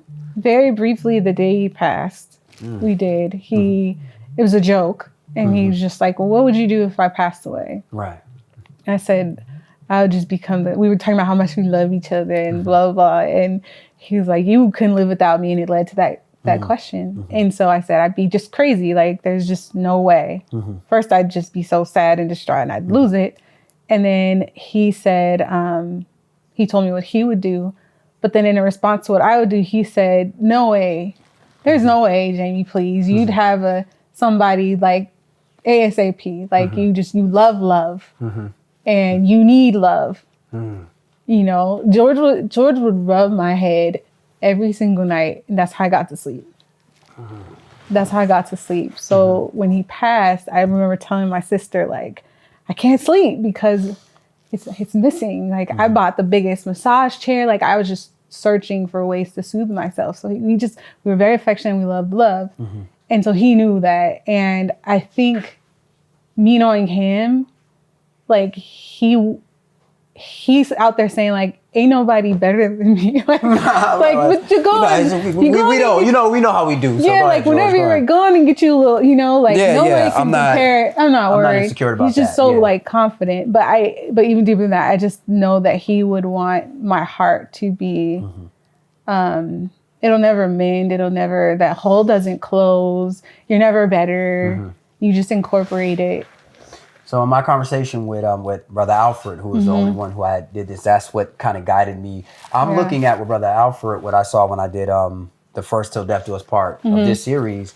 I was seeing like the years later of like this light at the end, at the end of the tunnel by the way because his whole setup was 30 years married. She goes, he's now in a new marriage with the blended families. And I only knew his identity as them. Right. Like it's like that. And they have a very young one. I really would say watch that one. Yeah. If it's just that part, like watch it because in it's what comforted me with your situation because I was editing that. So when I'm looking and I'm like, God, and as I'm editing, I'm looking at him and I'm seeing him and he's now in a new relationship and just the wisdom and advice that he was given at this point. And I just was really like, okay, like, what's going on here? Like, what do we, thank you God for letting this be because this wasn't the portion I was planning for George. Right. You know what I'm saying? It was something else. And I just out of nowhere said, let me do this series. And I'm literally editing that. So one of the biggest things he said was,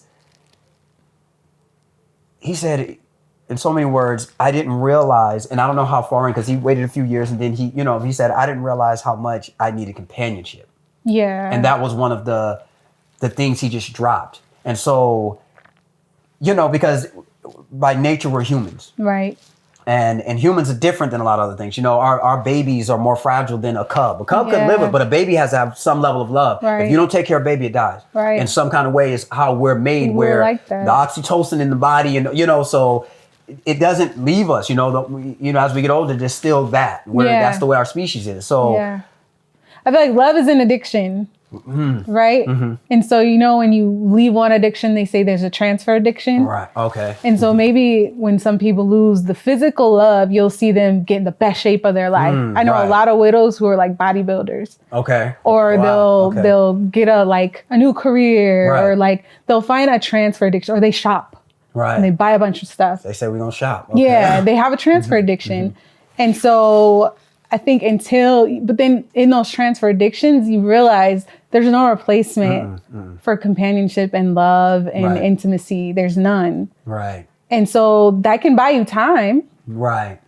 But like he said, it's like at some point you're going to realize that nothing can replace that. And that you're worthy of having that again. And it doesn't make you love your spouse any less. Right.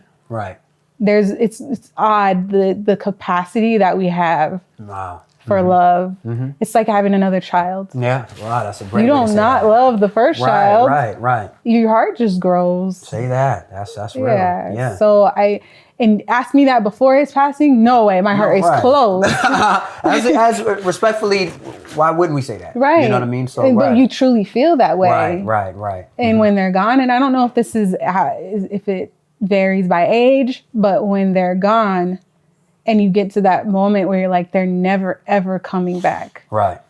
I will never, there's still moments where I'm like, I can't wait to like rehash this and go over this with you, George, because this has been crazy. But when you realize that conversation, when we have a conversation, it won't matter. But human Jaimie wants to have that conversation and tell you what a doozy this life was. And to hear you say like, I'm so glad that you were able to still love the second part of your life. And I believe that's what he would say because he knows, only George knows how deeply I love him. Right. That makes sense. Yeah. And I would want the same for him. Right. Yeah, I just going it's so through what weird. you have gone through so far. And there's obviously no answer for it. I'm probably just throwing something at you. But would there be a timeline like to know what you've gone through? Would you be like, George, I want you 6 months, go do something or is it like wait and process it out? Don't bring the trauma to somebody else. Yeah. What would you? We'll always have trauma. Right. So that somebody else has to be a special kind of somebody else. Right. And I just think like, I know me, I would never be able to be in a relationship where George can come along with me. Right. And there's only certain kind of people who can understand that. And it just, he's my life. Like he'll always be a huge part of my life. in my kid's life. And so the ability to talk about him, to have little memoirs and pictures and, you know, my children to be able to talk about them, like it's like a requirement, which lowers your pool, right? Yeah. Yeah, that makes sense when you say that. I mean, you're in a unique position because, well, so I don't know if you're probably now, I don't know if when you will, but you look at the market, everyone's afraid of the market because everybody lost their mind. They think they know stuff right now and they're not. It's good when you have obviously a good setup, whether it's church or some place that we meeting you at the club all the time because you don't know what you're running into. I don't know how people meet each other. Right. So there's the fear of the market. Obviously, because of how, 15 years ago probably was when people understood marriage before everybody started talking about it and started making up stuff that don't make no sense and need your voice to tell them more about it. Because there's a bunch of people who are not getting on a relationship for 3 years and they out here, well, I'm in full podcast. Well, let me start off today and tell you how it works, brother. Right. What about what works? You know what I mean? So, and that's a big part of why,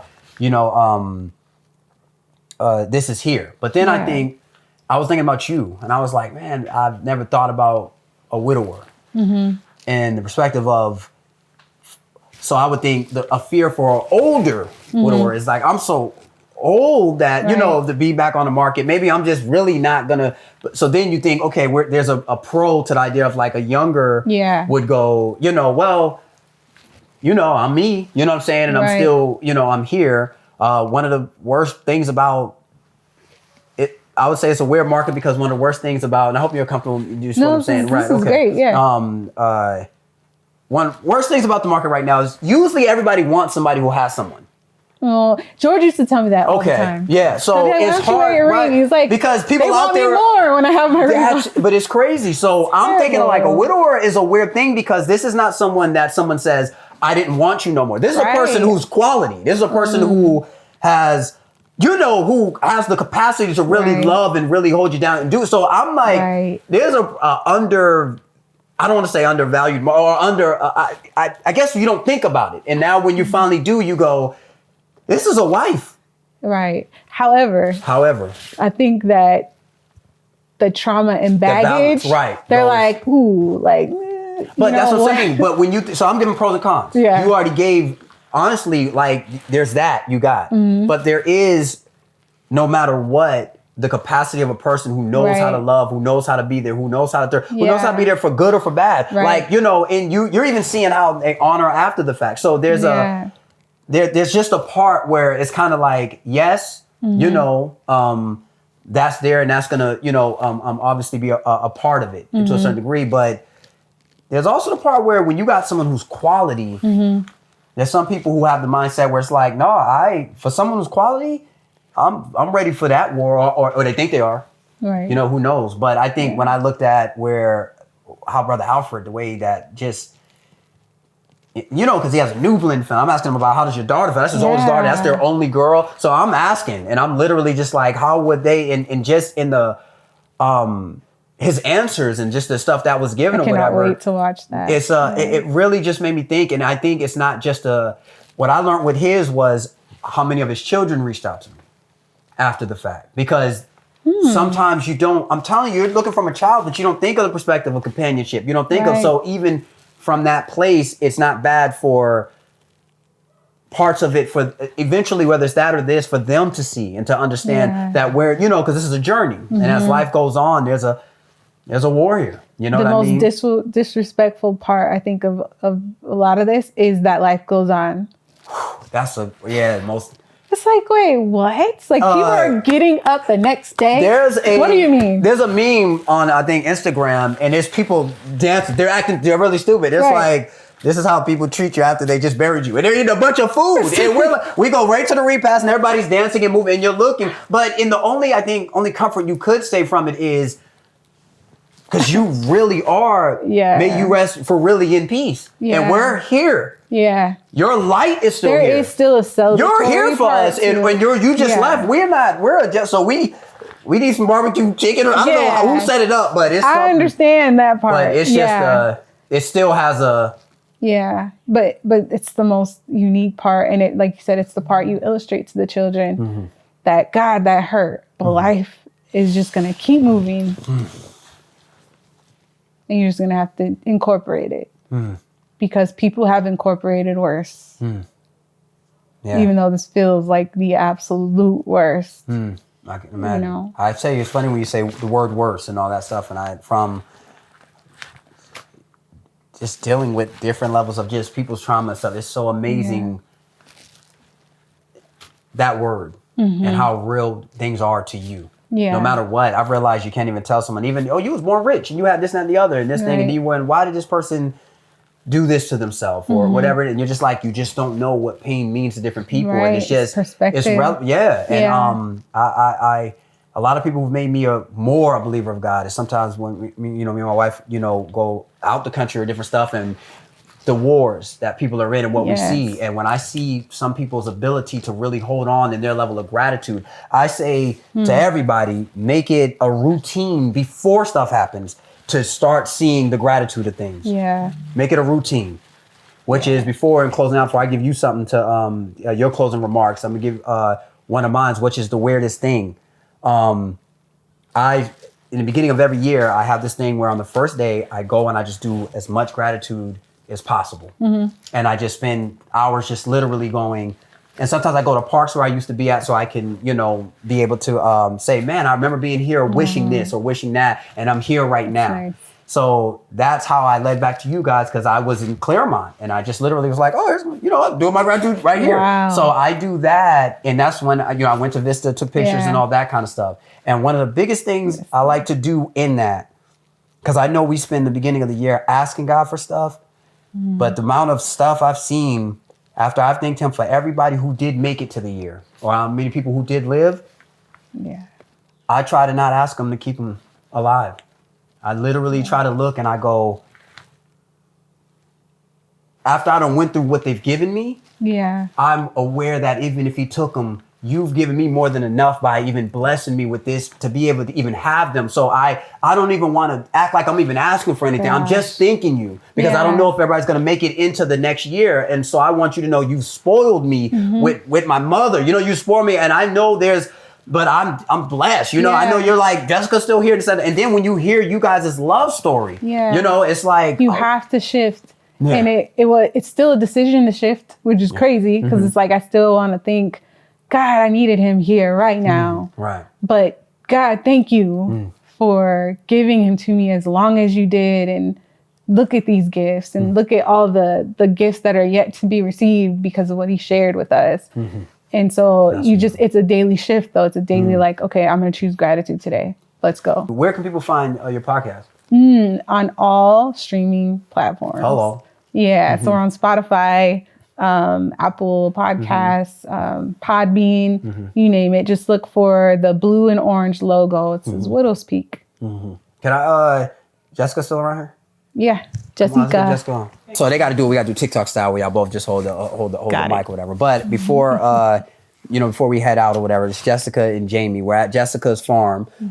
These right here, this is squad right here, back at Vista. I'm telling you, back in the day when Mariah Carey was killing the game or whatever, we was just running around being Mariah stupid. No. I'm not. She said, right, you agreed before I even said it. No, I'm joking. I was still on the Mariah thing. No, right? Hello. Everybody at Vista Elementary kept saying, it was the one song where everybody did for talent shows like over and over again. It was crazy. But anyways, Fantasy. She knew it too. Yeah. Did you do it? I did. You did. I knew it. It was like we had a talent show and everybody was just doing the same song. But yeah, so it's great, to see you guys again. And then there's a part where it's just, it's here. So you know what I mean? So it's just you moved your house closer so that you could be close. And now you guys live like a few blocks from each other. Yeah. And I think that's incredible or whatever. Jessica and Jaimie, I wanted to get you on because I do want to get you and your husband. Yeah, if if you guys are waiting, if there is room for that to just talk about love and war. Look at this. Look at these two entrepreneurs, got business sisters. Like, come on now, they exist. This black woman right here. So, is there just anything in closing that you wanted to say, and is there anything you wanted to say just based off of the topic and what we were talking about with George and everything or whatever? It's yours. Sorry, I didn't have no other mics, whatever. So we got to thug it. We've shared for many years. Starting in the stomach. They shared the stomach. Go ahead. Well, I'm anything for my sister. First off, like when the moment heard about George. We're on our way to the hospital. Of course, there was still this is not real, you know, but when we were en route and processing it all, immediately Ricardo and I, my husband, were like, we're moving. We need to be close to Jaimie and the kids. Like it was without a question. And, you know, through the month, the days, the weeks, like we were moving forward in being close to my sister because family's everything. And, you know, when life hits you like this, you know, you say family's everything, and then when reality hits, it's like you show up, you show up fully. And it was a hard move. You know, we were settled, we were comfortable in Pasadena. Family's everything, though, and God has blessed us tremendously. Like, you know, I would have never thought we would have ever moved to Rialto. Like, you know, it's a beautiful city. I love being here. Surprisingly, like I loved Pasadena, and I have grown to love this community as well. In addition to being neighbors with my sister and my other sister who also has moved to the area. So we have 3 sisters and all of the cousins all within 5 minutes of each other, watching their relationships flourish and having that daily connection that we didn't have before. Again, Jaimie mentioned like George continues to guide us and bless us. And this is one of those things, like just keeping our, strengthening our family in a way I would never have imagined. I could have never imagined. And, you know, we're blessed with land here, being next to my sister, being neighbors, but also the land that we're on is a half acre. And I've always dreamt of having and stewarding land and growing food for my community, immediate community, my cousin, my nieces and nephews, like just being here and building a space that will nourish our family, the community, and generations forward. Like, couldn't ask for anything more. And being able to do that in community with my family is beautiful. And George, he was a land steward as well. It was really fun watching him develop his love for gardening and farming. And I'd always imagined we would be doing it together. And I feel like I am still. Like, I'm here, he's guiding, and, you know, I'm just we just continue to honor him and his journey and his wisdom, you know, while we're here on earth. And I feel like this is one of those things that I'm doing in honor of him, for sure. That's really beautiful. Yeah. Man, that's beautiful. Anything you got to say? No, just gratitude. George talked about a compound a lot. We need to get everybody together and live on the same block and, you know, get off grid in the best way we can. And, you know, when Jessica moved in here and started decorating it, one time I came in and I saw George's picture there. And when you're in this space, and you'll know when you lose someone, you start to think of days like and events as if like you question, were they here when this took place or were they not here? Like that's your frame of reference for a lot of things. Like, did he know this? And when I come here, I feel like he knew this house. Like, I just feel like he knew about this. Like, we talked about it, we didn't, but he knew that this would be. And I know that he's very, very pleased, you know, that we have support and just so many blessings after losing him. And he's just like continuing to kind of give to us in different ways. So. Oh, that's beautiful. Well, I definitely thank you for inviting us to your home, and I thank you for just coming on and being so transparent and just taking us, you know, just through this ride or whatever. And honestly, it's life. So, you know, it's good to know that you have a podcast that's going to, you know, put us in a position to where we get to see your growth, your ups and downs, and just, you know, everything that just how life, you know, moves and how you know, move based off of that. In closing, I'll say to my brother George, your light is felt. I heard that stars burn out, and because they're billions of miles away, we don't even recognize that when you see the light in the sky, that you don't realize that the star might not even be there anymore, but that we look at the light and know that the proof is there, that it's not that you shine yesterday, it's that your light is here today. And so we look at stars that are proof that whatever may have appeared to burn out, that its light is still going and it's still moving. And a lot of the love that has been felt from Jaimie, and a lot of love in this house, and just just everything. A podcast coming out, and the beautiful children that you have. Young August, shout outs. You got an army. So we're here, and everybody's moving up, everybody's teaming up, and on the behalf of George, and I'm gonna say on the behalf of Sister Sandra, because I think the way you passing away and me being close to seeing that and having to watch Brother Alfred navigate, it's sent me in this direction and taught me how to deal with when this would happen with George. So I just want to say that we're gonna keep the names rolling. We're all here to die. So if your life ain't got no purpose to it, if the light can't shine for those who are here, then what was the purpose of it? And this is proof that George is still shining. So I thank you again for those in love and war. To all those who are in love, treat it right, treat yourself right, because we're, our physical manifestation of ourself is not forever. So just make sure that we appreciate each other, we love each other, we give each other grace, and more than anything, I want to give you this word: we're patient. All right. So with that being said, thank you again. This is Love and War. Jessica and Jaimie Lawson. I'm still calling them Lawson. I'm calling them what I'm calling them. But yeah, much love. Hopefully next time we got you on. We out.